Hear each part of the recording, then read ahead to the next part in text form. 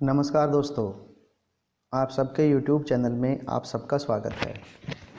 दोस्तों, आज के पेपर में हम लोग डिस्कशन करेंगे दिसंबर 2001 में जो UGC नेट का पेपर आया था। दोस्तों, आइए शुरू करते हैं। सबसे पहला आपका प्रश्न है कि ऐतरेय आरण्यक संबंधित है। आपको बताना है यह किससे संबंध रखता है। दोस्तों, इसका उत्तर है ऋग्वेद। दूसरा प्रश्न आपके सामने है, अग्निम ईढ़े पुरोहितम किस वेद का है।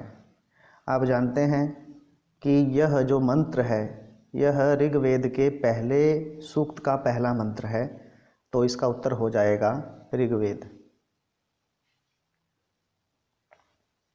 उसके बाद जो तीसरा प्रश्न आपका है, इसमें आपसे पूछा है उरुक्रमः विशेषण है कि उरुक्रम किसका विशेषण है। तो उरुक्रम जो विशेषण है दोस्तों, वह है विष्णु का। इसका सी ऑप्शन सही हो जाएगा। उसके बाद आपसे पूछा है भाई असुर किसका विशेषण है। दोस्तों बताइए किसका उत्तर है, क्या उत्तर होगा इसका। दोस्तों, इसका उत्तर होगा वरुण।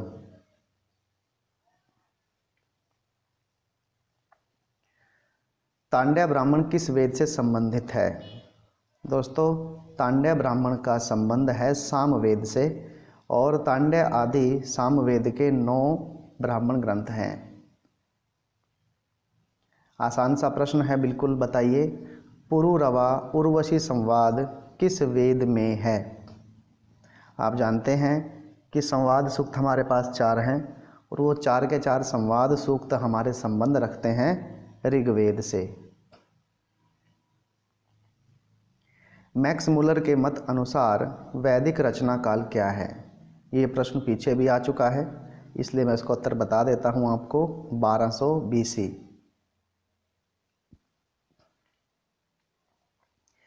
आठवें प्रश्न में आपसे पूछा है भाई कौथुम शाखा किस वेद से संबंध रखती है। दोस्तों, 3 शाखाएं हैं, राणायनीय, कौथुमीय और तवलकार।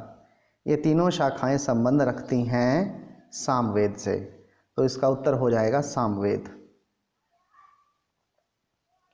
वेद पुरुष का मुख कौन सा वेदांग है। दोस्तों जानते हैं आप, शिक्षा नासिका है, कल्प हाथ है, निरुक्त को श्रोत्र बोलते हैं, और व्याकरण है मुख। मुखम व्याकरणम स्मृतम।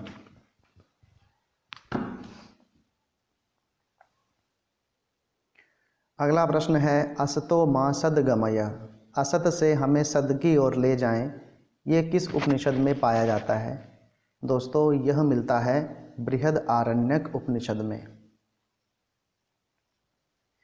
यह प्रश्न भी पहले आ चुका है दोस्तों, सत्यकाम जाबाली की कथा किस उपनिषद में है। इसका उपनिषद है दोस्तों छांदोग्य उपनिषद।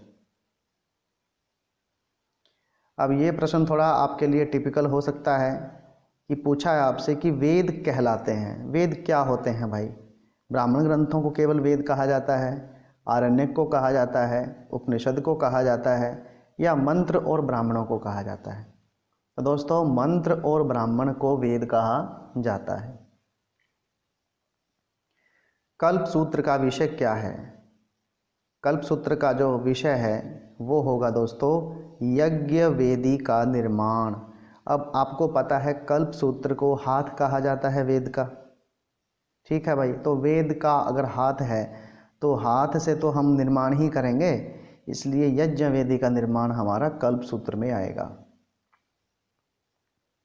सांख्या कारिका के अनुसार प्रमाण कितने हैं। बहुत ही आसान प्रश्न है। सांख्या कारिका में 3 प्रमाण हैं, दृष्टम, अनुमानम, आप्तवचनम। दृष्टम, अनुमानम, आप्तवचनम। यही नाम अलग तरीके से हो सकते हैं, प्रत्यक्ष, अनुमान और शब्द प्रमाण। दोस्तों, प्रत्यक्ष आ गया तो आप उसको नहीं देंगे, आप उत्तर लिखेंगे दृष्टम, क्योंकि हर दर्शन का अलग अलग वे है अपने प्रमाणों को बताने का। सांख्या कारिका के अनुसार सिद्धि के कितने भेद हैं भाई। दोस्तों याद रखना, 8 सिद्धियां होती हैं, 9 निधियां होती हैं। अब इन्होंने आपको 8, 9, 18, 28 दे रखा है। ठीक है, तो यहाँ पे 8 प्रकार की सिद्धियां होती हैं, 9 प्रकार की निधियां होती हैं। चलिए आगे चलते हैं। उत्प्रेक्षा अलंकार में समर्थ कवि कौन है? दोस्तों ध्यान रखना, उपमा कालिदासस्य भारवे अर्थ गौरवम दंडिनः पदलालित्यम माघे संति त्रयो गुणा। उपमा कालिदास है, भारवी का अर्थ गौरव प्रसिद्ध है, दंडी का पद लालित्य प्रसिद्ध है और माघ में ये तीनों थे। तो एक ही बचते हैं श्रीहर्ष, जो उत्प्रेक्षा अलंकार में समर्थ कवि थे, जिनकी रचना है नैषधीय चरितम। अब पूछा है भाई आपसे, इंदुमती किस महाकाव्य की पात्र है? दोस्तों याद रखना, इंदुमती जो थी, हाँ जी बताइए।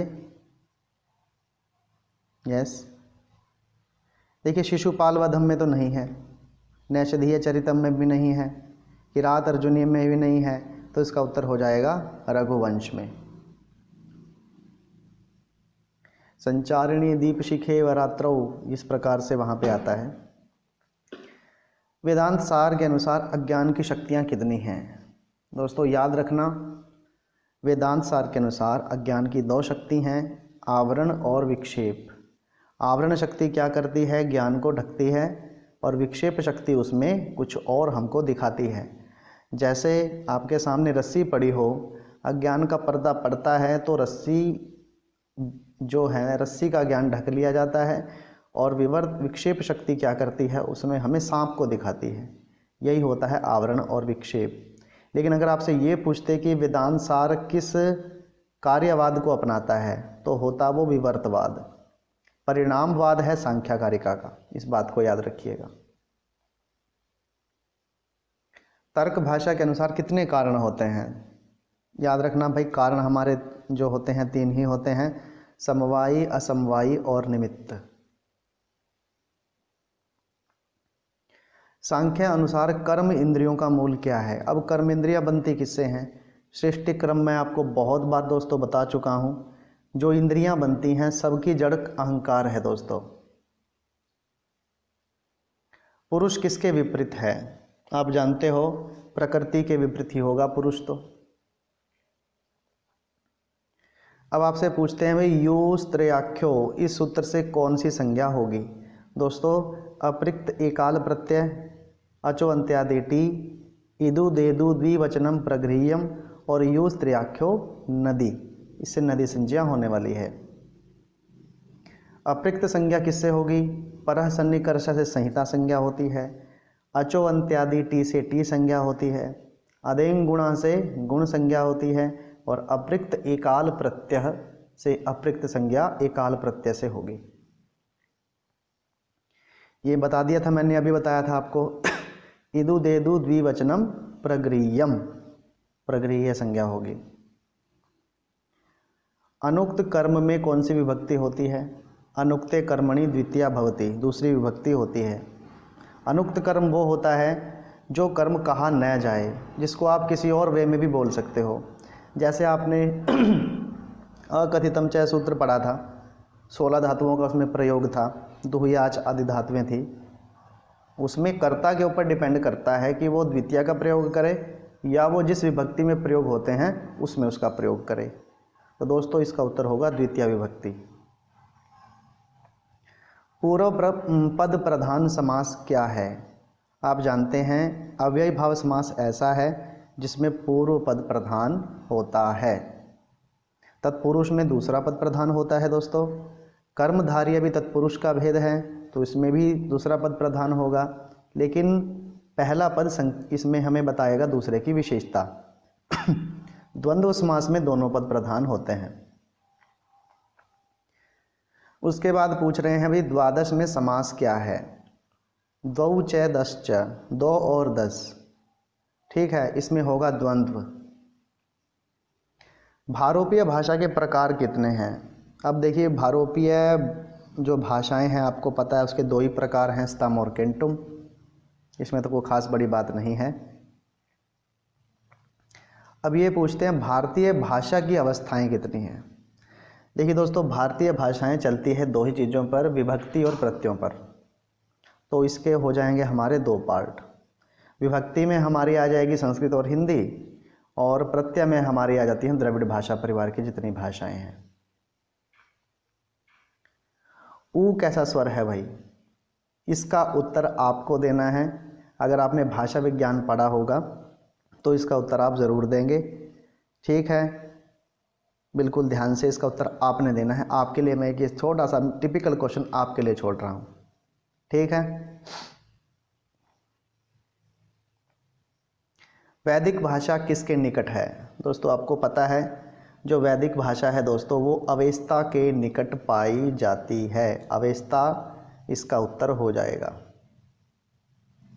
अब आपसे पूछ रहे हैं भाई बृहत कथा पर जो आधारित ग्रंथ है वो कौन सा है? आप जानते हैं दोस्तों इन चारों ग्रंथों में जो आपके सामने दे रखे हैं, एक ग्रंथ है दश कुमार चरितम जो कि एक कथा साहित्य से संबंध रखता है, इसलिए दोस्तों इसका उत्तर हमारा हो जाएगा दश कुमार चरितम। 10 अंकों का रूपक कौन सा है? देखिए दोस्तों ध्यान से देखिए, इनमें उत्तराम चरितम में भी 7 अंक हैं, अभिज्ञान शाकुंतलम में भी 7 अंक हैं, मुद्रा राक्षस में भी 7 अंक हैं, मृच्छकटिकम ही ऐसा है जिसमें 10 अंक हैं और वो एक प्रकरण है। अब आपसे पूछते हैं भाई किसमें आरभटी वृत्ति होती है? ठीक है भाई, भारती, सातवती, कैशिकी और आरभटी 4 प्रकार की हमारी वृत्तियां होती हैं। इसके बारे में आपको मैंने 10 रूपक की वीडियो में पढ़ा रखा है। अगर आपने वो वीडियो नहीं देखी है तो चैनल पर जाएं और 10 रूपक की वीडियोस जो हैं उनको देखिए दोस्तों। तो आरभटी वृत्ति होती है भाई रौद्र रस में, श्रृंगार रस में कैशिकी वृत्ति होती है। अब आपसे पूछ रहे हैं कि महाकाव्य कौन सा नहीं है? अब आप जानते हैं किरात अर्जुनियम महाकाव्य है भारवी का, नैषधीय चरितम महाकाव्य है श्रीहर्ष का, और रघुवंश महाकाव्य है कालिदास का, और मेघदूत भी कालिदास का है बट ये एक खंड काव्य है दोस्तों। उत्तराम चरितम की क्या विशेषता है? गर्भांग की योजना भी है भाई उसमें, छाया सीता का प्रयोग भी है, विदूषक विहीन रचना भी है। इसका मतलब चारों उत्तर इसके ठीक हैं, तो इसका उत्तर हो जाएगा सभी। वाक्य के लिए आवश्यक क्या है? वाक्य के लिए आकांक्षा, योग्यता, सन्निधि तीनों चाहिए भाई, तो तीनों इसका ऑप्शन हो जाएगा सही। मुख्यार्थ का बोध कराने वाली वृत्ति कौन सी है? मुख्य अर्थ का बोध कराती है दोस्तों अभिधा। लक्षणा में प्रयोजन की प्रतीति कराने वाली वृत्ति कौन सी है? लक्षणा के अंदर भी कौन सी है जो प्रयोजन के बारे में बताती है? तो वो बताती है दोस्तों व्यंजना वृत्ति। विभत्स का स्थायी भाव क्या है? कोई मुश्किल नहीं है दोस्तों, इसका उत्तर हो जाएगा जुगुप्सा। रति श्रृंगार का होता है, हास हास्य का होता है, शोक करुण का होता है, और जुगुप्सा विभत्स रस का स्थायी भाव होता है। अब आपसे पूछ रहे हैं अभी मुद्रा राक्षस क्या है? मुद्रा राक्षस दोस्तों एक नाटक है, ठीक। नाना के योग में कौन सी विभक्ति होती है? दोस्तों ध्यान से रखना, पृथक विना नाना इनके योग में तृतीया विभक्ति होती है, पृथक विना नाना। अब देखो क्या है भाई, उपपत्ति का अर्थ क्या है? उपपत्ति का अर्थ आरंभ, आपत्ति, क्रम, संतति कुछ नहीं होता है। उपपत्ति का अर्थ होता है षड्विध लिंगों में अन्यतम।